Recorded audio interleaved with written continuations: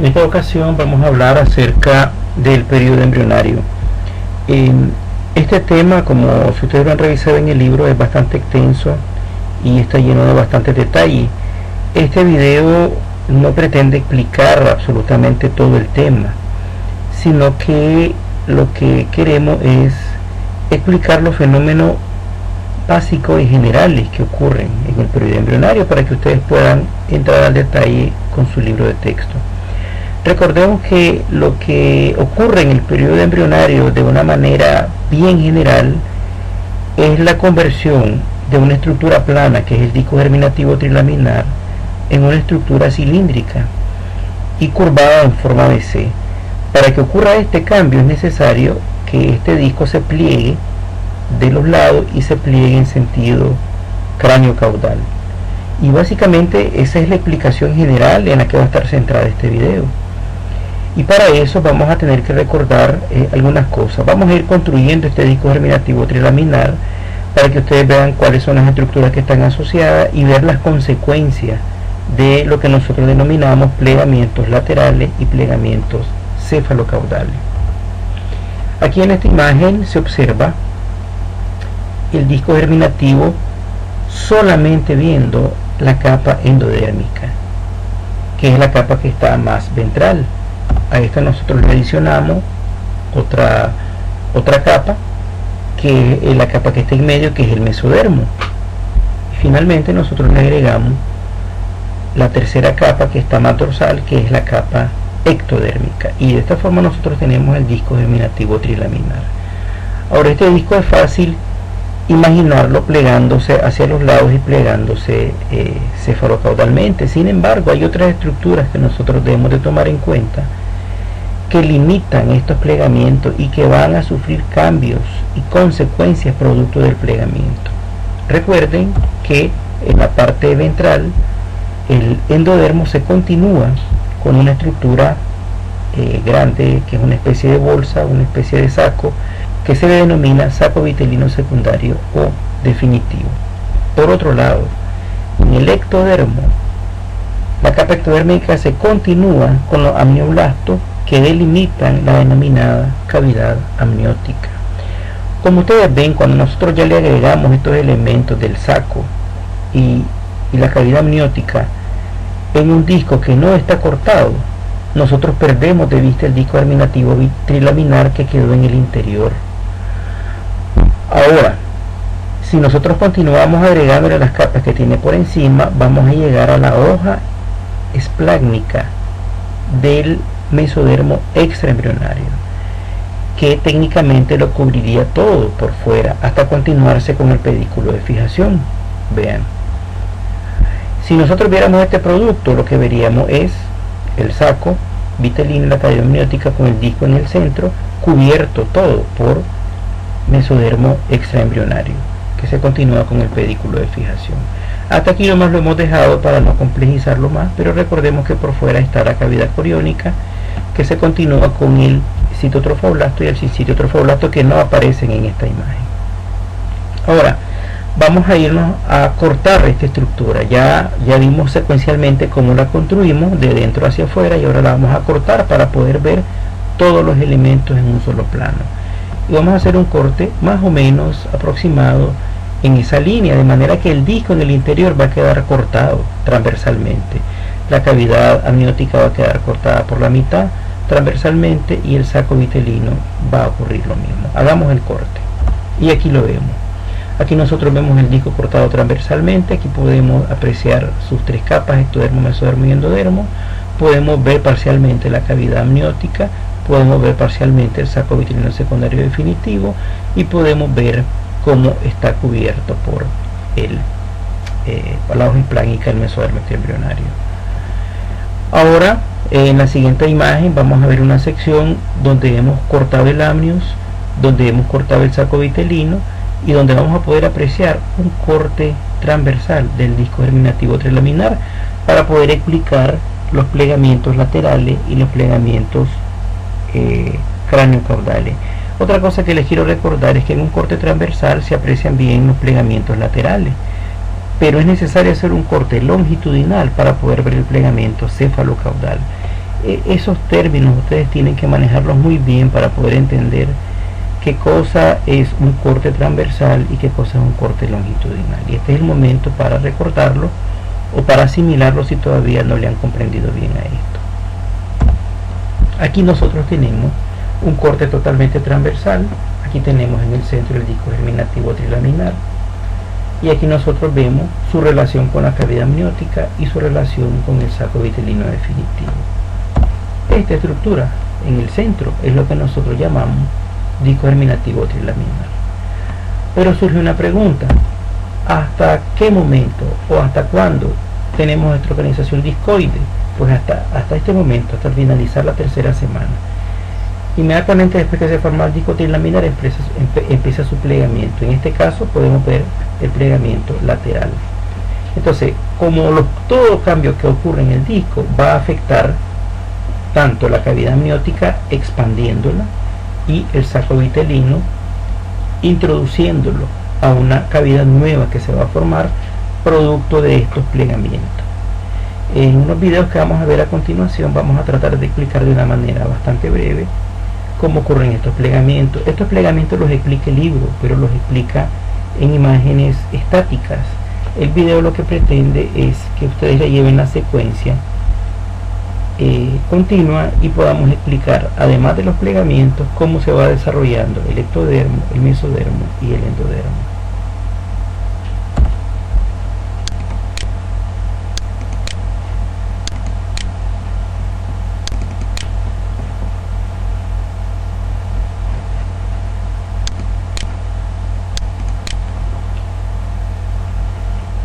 En este video vamos a apreciar el plegamiento del embrión. En este video vamos a observar el plegamiento del disco germinativo trilaminar. Y vamos a ver primero el embrión en un plano transverso. Si ustedes observan, el disco germinativo está cortado de manera longitudinal, porque aquí nosotros logramos ver las porciones que han crecido en las porciones craneales de parte del ectodermo, la placa neural, y aquí nosotros podemos ver las porciones caudales. Sin embargo, este corte lo que nos permite ver es el plegamiento cefalocaudal, pero queremos ver primero el plegamiento transversal. Para eso es necesario que hagamos un corte más o menos a este nivel, y vamos a extraer una porción del disco a este nivel y la vamos a presentar totalmente transversal frente a nuestros ojos. Observemos cómo ocurre este corte. Ahí tenemos las tres capas nombradas y todas las estructuras nombradas. Enseguida vemos el plano de corte y podemos ver cómo esa porción la cortamos, la extraemos y la colocamos de manera totalmente transversal. Entonces, de esta forma nosotros vamos a apreciar cómo va ocurriendo el plegamiento de manera paulatina. Ahí tenemos las estructuras nombradas, ustedes ya las conocen, y enseguida va a ocurrir el plegamiento lateral. Vean cómo las porciones laterales empieza a plegarse y vemos cómo el amnios empieza a extenderse o a expandirse producto de este doblez, y ya nosotros podemos apreciar cómo el mesodermo va creciendo en sus porciones más céntricas o más axiales. Esta es la notocorda, y aquí se viene formando el mesodermo paraxial, aquí vendrá formando el mesodermo intermedio, y esto será en el futuro el mesodermo lateral. Este crecimiento a su vez permite la elevación del ectodermo, formando unas estructuras que se conocen como pliegues neurales, y aquí nosotros tenemos el surco neural. La elevación de estas estructuras va a formar finalmente el tubo neural. Continuamos viendo el plegamiento y ahí están las estructuras nombradas para que ustedes las recuerden, y enseguida vamos a ver cómo se continúa plegando. Noten ustedes que hasta este nivel cómo se ha expandido el amnios y cómo el saco vitelino secundario se viene incluyendo en la recién formada cavidad intraembrionaria, que en este momento se constituye únicamente por estos pequeños espacios. Vamos a observar cómo se continúa el plegamiento, y también vemos cómo ya el tubo neural se ha formado completamente. Se continúa plegando y vemos cómo el amnios se termina de expandir completamente. Como ustedes notan, solamente una parte del saco vitelino se va a poder incluir, formando el intestino primitivo, y otra parte va a quedar fuera, formando los restos del saco vitelino. Y el conducto que comunica el intestino primitivo con los restos del saco vitelino se conoce como conducto ónfalo-mesentérico o vitelino. Recordemos que en este plano de corte que nosotros hicimos, queda parte del saco vitelino por fuera. Vamos a hacer otro corte posteriormente donde se aprecia la inclusión total y completa de las porciones del endodermo para formar propiamente el tubo digestivo primitivo. Y aquí vemos los nombres de las distintas estructuras, y enseguida vamos a poder apreciar la finalización del plegamiento, como lo hemos explicado anteriormente. Vamos a regresar a la figura original, y ahora vamos a hacer un corte a ese nivel y hacemos lo mismo. Extraemos el corte, lo ponemos transversal completamente, un corte transversal, y vemos exactamente lo mismo. Vamos a observar el plegamiento, observar la formación del tubo neural. La única diferencia en este plano de corte es que vamos a ver la inclusión completa del saco vitelino. Vean cómo se incluye completamente, ahí se va introduciendo, y hasta este momento es muy parecido al corte anterior. Sin embargo, vamos a ver cómo esto se termina incluyendo completamente, y ahí nosotros lo podemos apreciar. De esa manera podemos ver cómo cuelga ahora el nuevo tubo digestivo primitivo, y se ha formado completamente la cavidad intraembrionaria, se ha cerrado completamente la pared ventral del cuerpo, y se ha cerrado completamente, y vemos como el amnios, que antes ocupaba una posición dorsal, ahora ocupa toda la periferia del nuevo embrión. Ya esto no se le llama disco germinativo trilaminar, porque se plegó sobre sí mismo, formó una cavidad en el interior, y a esto se conoce como el embrión. Y ahí vemos cómo se nombran las diferentes estructuras. Ahora vamos a ver el plegamiento cefalocaudal en el corte longitudinal. Vemos nosotros, es la misma estructura que vimos al principio, y vemos cómo se empieza a plegar. Aquí nosotros observamos cómo se está formando el tubo cardíaco, vemos la cavidad amniótica, saco vitelino, pero vemos que ahora no estamos sacando el corte transversal, sino que lo vamos a ver completamente longitudinal, y vamos a ver cómo se enrolla desde la cabeza hasta la cola para formar una estructura en forma de C. Ahí lo vemos cómo se va plegando. Ahí vemos los nombres de las estructuras para que las repasen, y enseguida vamos a ver cómo se continúa plegando este señor, y vemos cómo se incluye completamente. Ahora vemos cómo el amnios se ha expandido y cómo el saco vitelino se ha incluido, formando en esta porción cefálica lo que se conoce como intestino anterior, y en esta porción caudal lo que se conoce como intestino posterior. Cuando se sigue plegando, ya se constituye lo que es el intestino medio, que en un principio se comunica ampliamente con los restos del saco vitelino a través del conducto ónfalo-mesentérico, que en este momento está bastante grande, bastante extenso. Pero vemos que cuando se termina de plegar esta estructura, esta comunicación es bastante estrecha. Y vemos los nombres para que las recuerden, y vemos cómo se termina de plegar.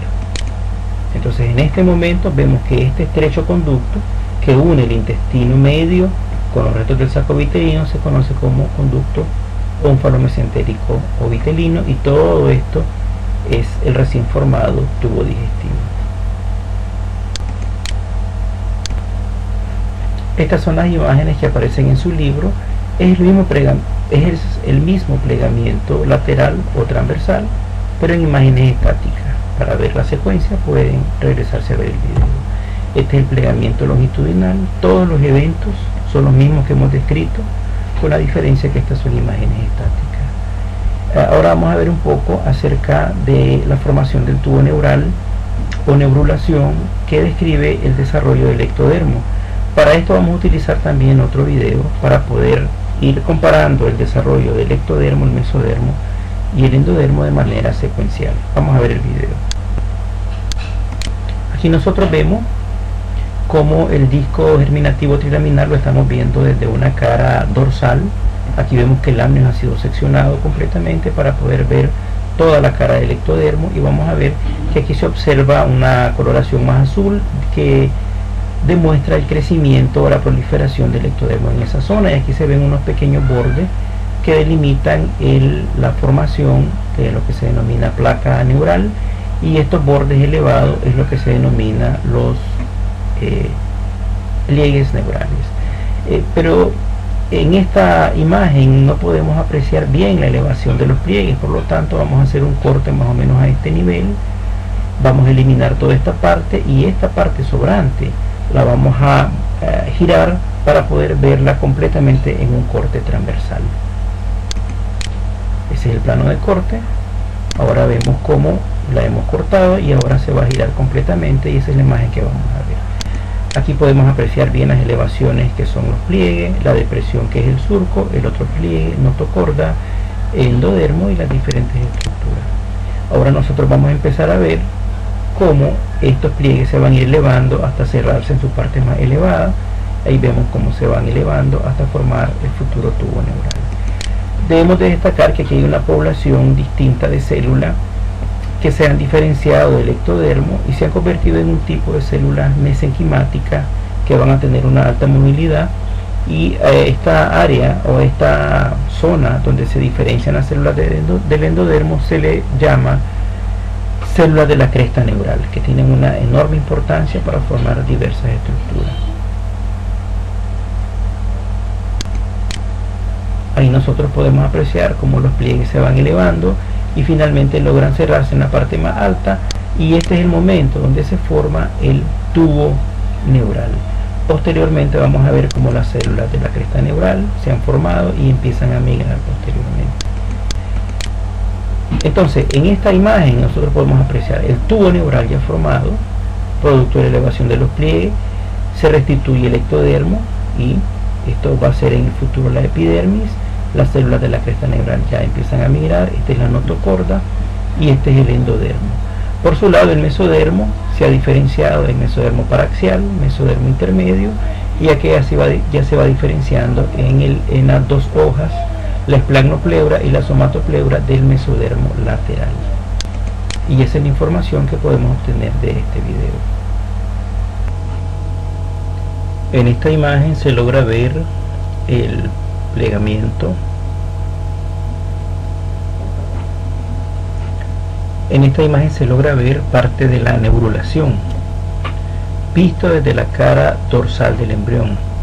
Si ustedes se fijan, este es el borde del amnios que ha sido cortado para que nos permita ver la cara dorsal del disco germinativo trilaminar en su cara ectodérmica. Y aquí nosotros podemos observar cómo aquí todo este tejido se ha engrosado y cómo se han empezado a elevar estos rebordes o estos pliegues. Aquí no se aprecia muy bien porque lo estamos viendo desde su cara dorsal, entre comillas desde arriba, aunque ese término no es tan correcto. Entonces aquí vemos, y quiero que noten que hay tejido de color azul y un color ocre o amarillento. Esto denota que el color azul es el ectodermo que se ha diferenciado en su porción de neuroectodermo, y la porción que ha permanecido la porción que permanece café se diferenciará posteriormente en epidermis, mientras que el tejido azul será todo tejido nervioso. Entonces vemos aquí cómo los pliegues ya se han elevado bastante aquí ya se han fusionado en la porción del futuro cuello, y a partir de este punto nosotros vemos cómo el cierre va a ocurrir como si fuese un zipper desde esta porción hasta su región más craneal y hasta su región más caudal. Aquí ya vemos en esta otra imagen cómo se ha cerrado completamente y solo permanecen dos pequeños espacios, uno craneal o rostral y uno posterior o caudal, que este espacio es lo que se conoce como neuroporo, que son aberturas temporales del tubo neural que no se ha cerrado completamente. Cualquier defecto en el cierre de estas estructuras va a provocar alteraciones importantes. Esto no es más que la formación del tubo neural, ya eso lo hemos apreciado mejor en el video, con la correspondiente formación de las células de la cresta neural y la migración, en este caso pues migrando a estas porciones del intestino, pero hay muchos destinos en esa célula. Esta es la lista donde se evalúa todos los derivados de las células de la cresta neural. Entonces, buena idea que lo pausen o que lo estudien en el libro y analicen cada una de estos órganos o tejidos, y para que ustedes valoren la importancia de las células de la cresta neural en la formación de todas estas estructuras. Esto de una manera breve explica la diferenciación de los somitas. Recordemos que lo que antes era mesodermo paraxial adquiere una forma de tejido epitelial con una cavidad en el centro, y este somita ya organizado y segmentado, cada uno de ellos en el segmento correspondiente se va a descomponer en 3 diferentes porciones, en una que se conoce como esclerotoma, que va a dar lugar a la formación de cartílago y hueso del área correspondiente al somita, mientras que las otras 2 porciones forman una estructura temporal, que es el dermatomiotoma, formado por esta parte que se conoce como dermatoma, y estas porciones rojas en los extremos que se conoce como miotoma. En su conjunto se llama dermatomiotoma. Posteriormente esta estructura, el dermatomiotoma, se descompone y el dermatoma pasa a ocupar estos espacios y forma la dermis, que es el tejido conectivo que se encuentra por debajo del epidermis, que ya ha sido diferenciada de parte del ectodermo. El miotoma se reorganiza y forma una banda que posteriormente va a formar los músculos del área correspondiente al somita. Esto es el proceso de formación de vasos sanguíneos. Recordemos que hay 2 grandes procesos: vasculogénesis y angiogénesis. Vasculogénesis, que es el mecanismo por el que se forman los grandes vasos sanguíneos y es el mecanismo inicial, donde grupos o acúmulos de células mesodérmicas forman unas especies de islas o islotes, y luego las células del centro tienden a diferenciarse en células sanguíneas, y las células en la periferia tienden a diferenciarse en células endoteliales. Y la angiogénesis, por otro lado, denota la aparición de vasos sanguíneos nuevos, pero a partir de vasos sanguíneos preexistentes. Y pues aquí vemos la correspondiente regulación molecular, que la tendrán que revisar con más detalle en sus libros. Esta imagen la utilizamos para, obviamente este es un embrión en corte transversal que está sufriendo plegamiento lateral, para que nosotros podamos apreciar cuáles son las estructuras que se consideran dorsales y cuáles son las que se consideran ventrales. Aquí una línea que divide a este embrión, y lo que está de la línea para arriba se considera dorsal y de la línea hacia abajo ventral. Esto es para explicar un poquito la regulación molecular. Entonces aquí observamos que el tubo neural y los somitas, junto con la notocorda, son de ubicación dorsal. El mesodermo intermedio, el mesodermo lateral y todo lo correspondiente al desarrollo del endodermo son de ubicación ventral. No se nos olvide este dato. Ahora vemos este pequeño resumen de la regulación molecular y partamos de esto. Partamos de que esta molécula llamada BMP4 es un ventralizador por excelencia. Cuando esta sustancia está activa, ella favorece a que el ectodermo se diferencie en epidermis y el mesodermo se diferencie en mesodermo intermedio y mesodermo lateral. Todo esto es de ubicación ventral. Sin embargo, para permitir que las estructuras dorsales, que son estas, se desarrollen, es necesario inhibir a BMP4. Aquí tenemos BMP4 que está inhibido y eso permite dorsalización. ¿Quién inhibe a BMP4? Unas moléculas llamadas nogina, cordinofilistatina, que a su vez se producen debido a la activación de este FGF, que a su vez, además de contribuir a la inhibición de BMP4, también induce la formación de la placa neural en el cerebro anterior y en el cerebro medio. Una vez que BMP4 ha sido inhibido y permite la dorsalización, los efectos son que el ectodermo se diferencie en neuroectodermo y el mesodermo se diferencie en notocorda y en mesodermo paraxial. Si ustedes notan, estas estructuras tienen relación con el gráfico que les explicamos anteriormente.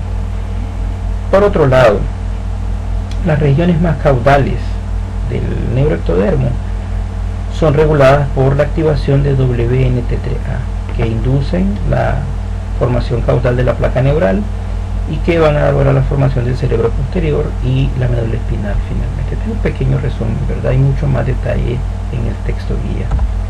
Este es un gráfico que lo hemos traído para que ustedes reflexionen en él y puedan ver de una manera bastante rápida los diferentes derivados del epiblasto y del hipoblasto. Aquí ven las tres capas germinativas y ven cómo cada una de estas estructuras con su correspondiente origen.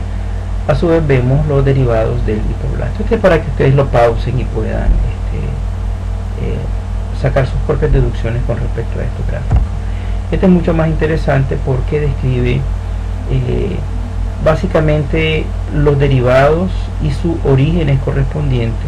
Aquí nosotros le podemos seguir la pista a cada una de las estructuras que aparecen aquí. Este es un gráfico que aparece en el libro de Carson y es muy bueno para hacer ejercicio acerca de los derivados.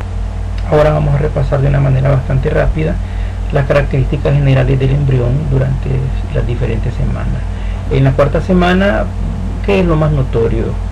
Que se observan estas estructuras que se conocen como arcofaringeo, que son estructuras pares ubicadas en las porciones laterales de donde va a formarse el futuro cuello. Estas barras o bandas de tejido engrosadas son bien características durante la cuarta semana, al igual que la larga cadena de somitas que se ubican acá.